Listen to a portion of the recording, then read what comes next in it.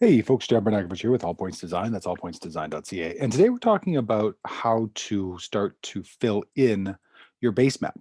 Now, an aerial image is not a base map, it's an aerial image.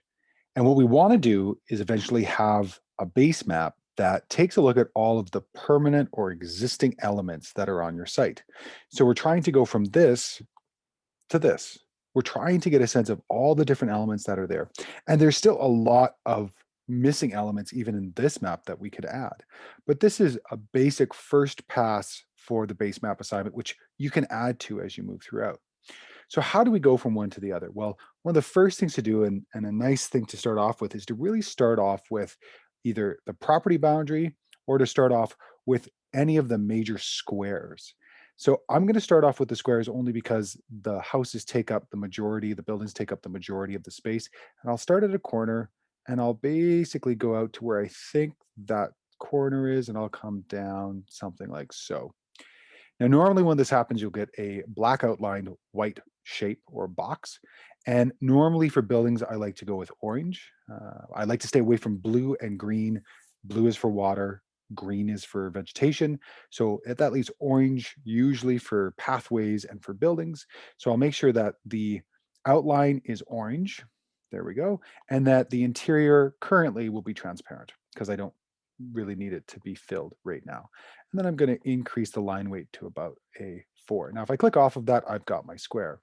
Now I need to rotate it in place. So there's a little icon, little circle just above the different elements, the 8 different size changing boxes or icons. So I'm going to take that rotational element and just rotate my box until it's roughly parallel to the northern area. And then I'm going to come up here and just see how that fits.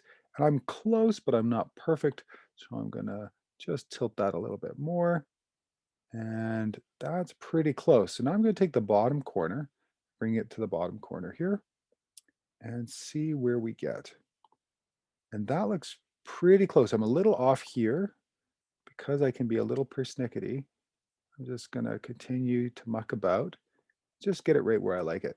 If you end up working with the arrows are actually working directly in scale proportion as well, or pardon me, in directional proportion. So they'll move with you, and that's pretty good. In terms of buildings, we also want to get a sense of the ridge line. Now, on this side of the building, this side of the house actually flows this way, and the other side is totally flat. So I'm actually going to add another line, and I'm going to take the line to go across from here to here. And normally when we click on a line, it just comes in. So we then have to take the other area and bring it over.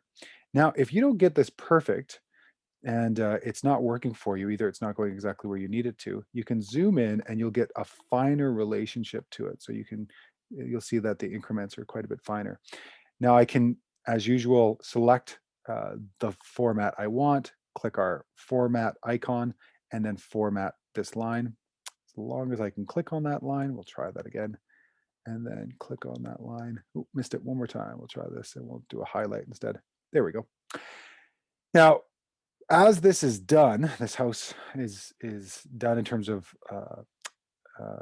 outlining it. I'm going to select both. So now I have both selected, right click and grouped. So that way they are one the same.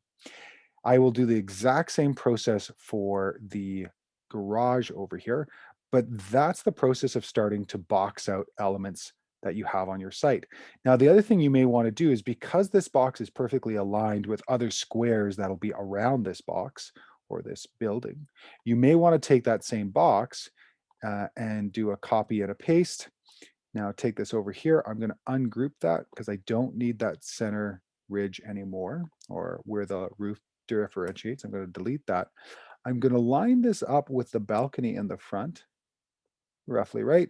Grab that corner and pull it in so I'm basically over the balcony. And then I'm going to zoom in to make sure that I got this right. That's pretty good. I've got one less awning to go. So I'm going to take the same one. And again, it's already scaled. It's already in the right plane in terms of rotation. Take that, put it over there, grab my diagonal resizing icon, and there we go. I now have the entire house together. And because the house is really all one unit, what I'm going to do is I'm going to highlight all of these elements, and then I am going to group them. So highlight them, right click, and group. And now I've got this whole area, this whole building now outlined. Now you may be saying, why aren't you doing the balcony on the northern side? Well, in this situation, the balcony is on the balcony that I'm worried about is on the south side, and I absolutely could do that. I could uh, ungroup, I could copy, I could paste, and I could just drag that right over. Now, I know that this balcony was created afterwards, so I know that this is going to be a little different, so I'm going to have to resize that. And there now we actually have all the different elements of this site. And again, I'm going to highlight all, group, and now we have everything all together. All right, folks, I'll see you in the next one.